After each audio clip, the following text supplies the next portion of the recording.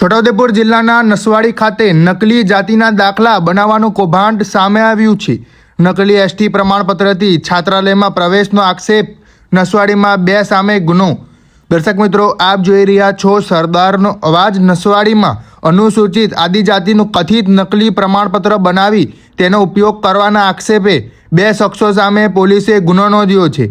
ફરિયાદ મુજબ પ્રભુલાલ રાઠવાએ પોતાના પુત્ર પારસ પ્રભુલાલ રાઠવા માટે અનુસૂચિત આદિજાતિનું પ્રમાણપત્ર મેળવવા મામલતદાર કચેરીમાં અરજી કરી હતી. જોકે કચેરીમાં રેકોર્ડમાં આવું પ્રમાણપત્ર જારી થયેલું ન હોવાનું સામે આવ્યું હતું. આ બાદ પ્રભુલાલ રાઠવા અને સરફરાજભાઈ વિનોદભાઈ ઉર્ફે વિનુભાઈ ભીલ પાસેથી ₹500માં કથિત નકલી પ્રમાણપત્ર મેળવ્યું હોવાનો આક્ષેપ છે. આ પ્રમાણપત્રનો ઉપયોગ કરીને પારસને છાત્રાલયમાં પ્રવેશ અપાવવામાં આવ્યો હોવાની ફરિયાદ નોંધાઈ છે.